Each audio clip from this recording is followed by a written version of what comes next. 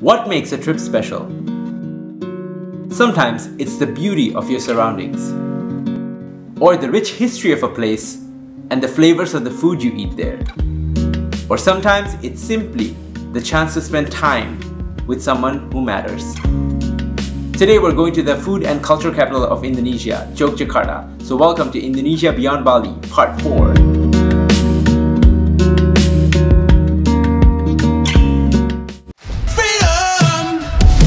Freedom is all we fight for.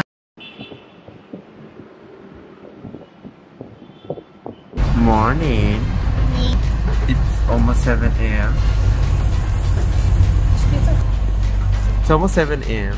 and we're waiting on this Big Bird, which is a shuttle bus from Bluebird, to get to the airport. Travel hack in Jakarta to get to the airport. How much does it cost? The official price is 70, but if you book from Traveloka, you can get like 50k. Nice.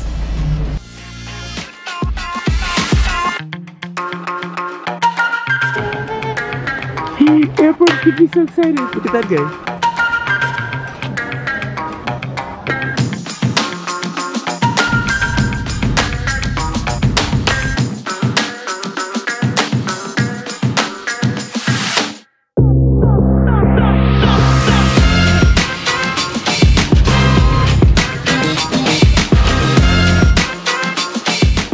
I got the lamb shank. Looks like that. It's got couscous and veggies. It's got the duck. Sweet duck.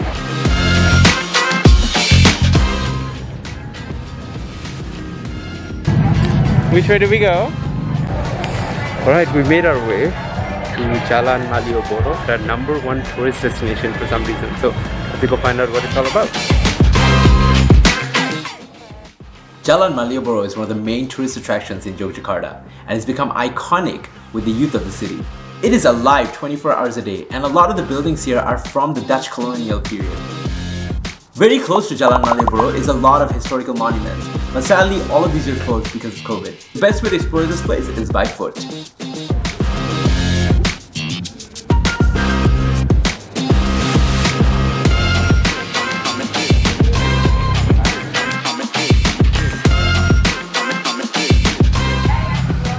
This is way too big. I can't finish it. Well, I can.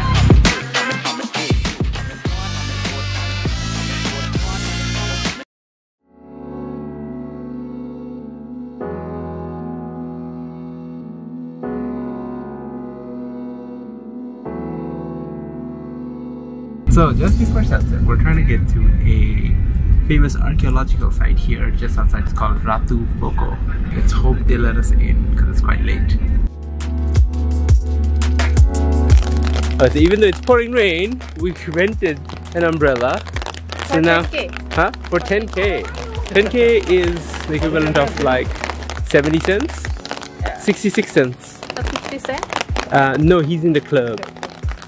That's how much you get into the club. We're in the palace. He's in the club.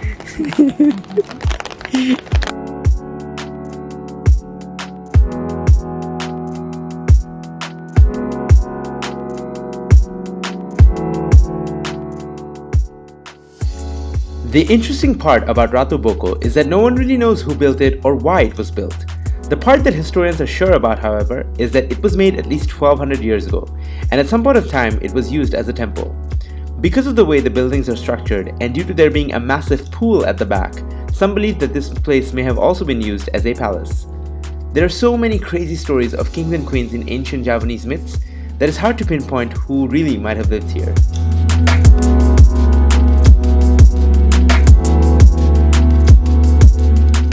Honestly, even though it's been super rainy, I'm glad we came. This is actually a really cool archaeological site. That's the gate. They're about to kick us out, so we'll see you on the next one. We got a car! We got a car!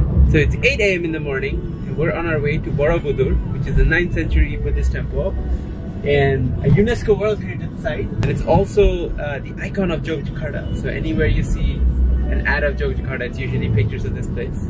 Fun fact. What? Borobudur is located in Jogja. It's in Central Java.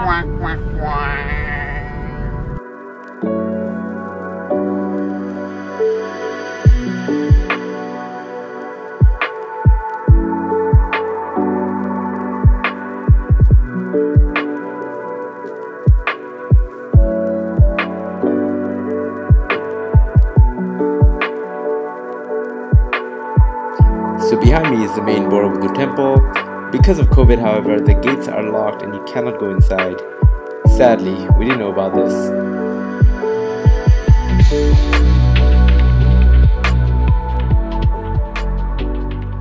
Borobudur is arguably the world's biggest Buddhist temple, and it was built about 1200 years ago and is a UNESCO World Heritage Site. The structure of this building is so complex and so symmetrical that a lot of people to this day believe that it was built by aliens and not humans. In the structure of the building, there's a lot of messages which are very core with Buddhist beliefs. One of the main messages that the temple represents is the journey to enlightenment. If you look at the 8 stories of the building, they're divided into 3. The bottom one represents the sphere of desire. The second one represents the sphere of form and name. And the third one represents formlessness or enlightenment. And these 3 parts are angled in a way that from the sphere of desires, you can't see the next sphere. And from the sphere of name and form, you can't actually see the sphere of enlightenment. It basically says that you have to overcome desire and form to finally reach enlightenment. And this is what makes the structure so special. If you look at the building from the top, it actually looks like a mandala, which is a mystical Buddhist sign for the universe. For hundreds of years, it was under volcanic ash until the Europeans rediscovered the temple in the 17th and 1800s.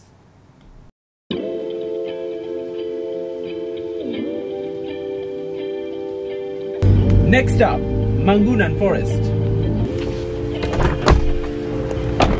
This is the ultimate Instagram opportunity.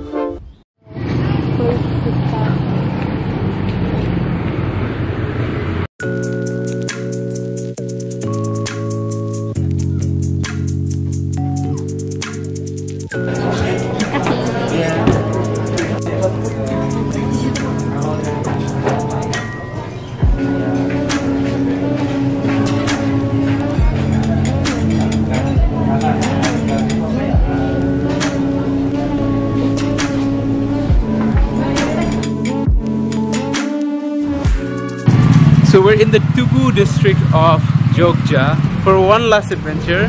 We're here to have Kopi Jos. Kopi Jos. It's like a black coffee, but you put like a hot charcoal inside it, so it makes the sound. Okay, it's really famous.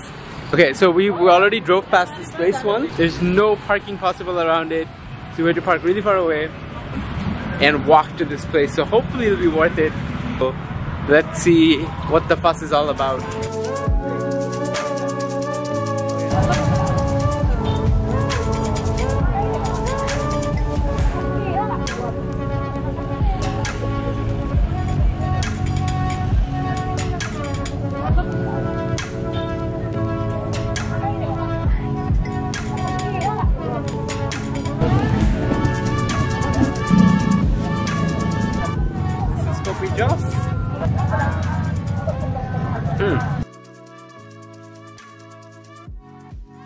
And with that, we're at the end of our Jogjakarta adventures.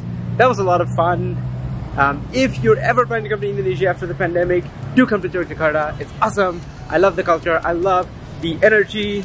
It reminds me a lot of home. It's actually really cool. If you like this video, please subscribe to my channel. Peace! Bye! Freedom is all we fight for.